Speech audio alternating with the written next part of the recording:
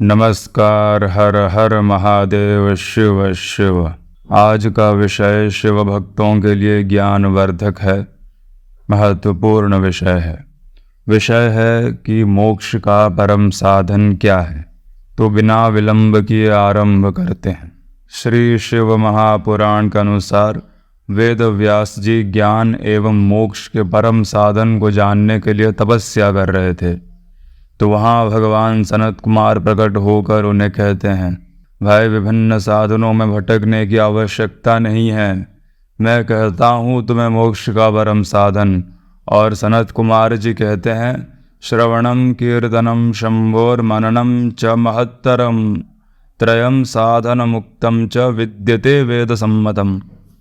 भगवान शंभु का श्रवण कीर्तन एवं मनन सर्वश्रेष्ठ साधन है, महान साधन है मुक्ति का, और वेद सम्मत साधन है।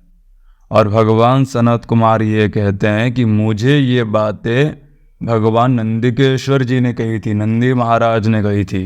नंदी महाराज ने सनत कुमार जी को कहा था कि श्रवणम कीर्तनम शंभोर मननम वेद सम्मतम त्रिकम च साधनम मुक्ते शिवे नमं भाषतम।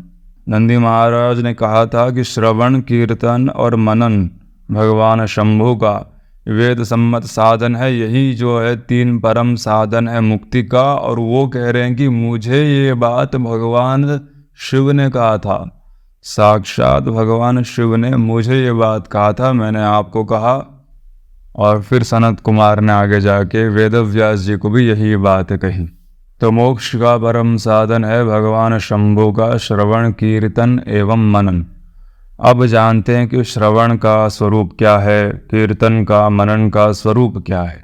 श्रवण के विषय में कहा गया है कि जिस प्रकार से स्त्री में आसक्ति हो जाती है, उसी प्रकार किसी कारणवश हमारे कान श्रवण इंद्रिय अगर भगवान शिव विषय चर्चा में आसक्त हो जाए, शिव की कथा में हो या शिव की महिमा सुनने में हो या शिव का स्तोत्र सुनने में हो, कोई साधु संत भगवान शिव के विषय में कुछ कह रहे हैं, उनकी महिमा का गान कर रहे हैं, उनकी कथा का गान कर रहे हैं, उसे सुनने में अगर आपकी इच्छा हो जाए, अगर आपके कान भगवान शिव के विषय में आसक्त हो जाए, तो वही श्रवण सिद्धि है। ये लेवल 1 की साधना है, क्योंकि सबसे पहले आप अपने कानों के माध्यम से किसी विषय को सुनेंगे। फिर आता है कीर्तन। कीर्तन में कहा गया है, गीतात्मना श्रुति पदेन च भाषया वा शंभु प्रताप गुण रूप विलास नाम वाचा स्फुटम तु रसवत्सवनम यदस्य तत्कीर्तनम भवति साधनमत्र मध्यम। ये मध्यम साधन है, यानी कि सेकंड लेवल श्रवण के बाद। इसमें कहा गया है शंभु के प्रताप गुण रूप विलास नाम। शंभु प्रताप गुण विलास नाम भगवान शिव के प्रताप का, महिमा का, उनके गुण का, उनके चरित्र का, उनके कथाओं का एवं उनके नाम का जब स्तोत्र या फिर भजन या कीर्तन या जप आदि के माध्यम से उच्चारण हो जाए मुख से, तो वो होता है कीर्तन। भजन के माध्यम से हो या स्तुति के माध्यम से हो या शिव जी के नाम का जप ही क्यों ना हो, ये है कीर्तन। अब स्तोत्र की महिमा ऐसी है कि आप अगर किसी स्तोत्र का पाठ करेंगे, उसमें भगवान शिव के महिमा का वर्णन आ जाएगा, उनके चरित्र का वर्णन आ जाएगा, उनके नामों का वर्णन भी आ ही जाएगा। नागेंद्र हाराय त्रिलोचनाय। अब आप नागेंद्र हाराय बोलेंगे तो आपके मन में एक छवि बनेगी ना कि भगवान शिव है जिनके गले में नाग का हार सुशोभित है। त्रिलोचनाय, उनके 3 नेत्र है, ये उनके स्वरूप का वर्णन आ गया। पशुनाम पतिम पापनाशम परेशम, पापनाशक हैं भगवान शिव, उनके महिमा का वर्णन आ गया। परेशम गजेंद्र से कृत्रिम वसानम वरेण्यम। भगवान शिव ने जब गजासुर, एक हाथी असुर था, उसको त्रिशूल से प्रहार किया, तो गजासुर ने क्या कहा, आपके त्रिशूल से आहत होकर मेरा शरीर पवित्र हो गया है, मेरे इस चर्म को आप अपने वस्त्र के रूप में धारण करिए, भगवान मुझे ये वरदान दीजिए। भगवान शिव ने फिर गजासुर, उस हाथी के चर्म को अपने वस्त्र के रूप में धारण किया, उसलिए उनका नाम कृत्तिवास पड़ा। तो ये कथा है, गजेंद्र से कृत्रिम वसानम वरेण्यम। तो स्तोत्र का पाठ करेंगे तो भगवान के स्वरूप का वर्णन आ जाएगा, उनके नामों का भी उसमें स्मरण हो जाएगा और उनके कथाओं का स्मरण हो जाएगा, उनके महिमा का स्मरण हो जाएगा। इसलिए मुख से जब भगवान के सामने उनके स्तोत्र आदि का पाठ करते हैं तो वो होता है कीर्तन। उनका भजन आदि गाना भी कीर्तन ही है। यह है लेवल 2 की साधना। अब एडवांस्ड लेवल की साधना है मनन। कि अब आपने बाह्य इंद्रिय जो होते हैं, कान एवं मुख को तो शिव में लगा दिया, लेकिन मन को शिव में लगाना थोड़ा कठिन है। और ये एडवांस्ड लेवल की साधना है। इसमें कहा गया है जब भगवान शिव की कृपा हो जाए, जब दीर्घ समय तक आप श्रवण एवं कीर्तन करते रहेंगे तो आपके मन में शिव की छवि बनने लगेगी, उनके विषय में विचार होना आरंभ हो जाएगा, उनका चिंतन आरंभ हो जाएगा, तो धीरे धीरे मनन भी सिद्ध हो जाएगा। मनन के विषय में कहा गया है पूजा जपेश गुण रूप विलास नामनाम युक्ति प्रियेण मनसा परिशोधनम यत् तत्संततम मननमीश्वर दृष्टिलभ्यम सर्वेषु साधन वरेष्वपि मुख्य मुख्यम। इसको कहा गया कि जितने भी महान महान साधन है, मुख्य मुख्य साधन है, उन सबसे प्रमुख साधन मनन ही है। और मनन के विषय में कहा गया है कि ईश्वर की कृपा से ही ये सिद्ध होता है।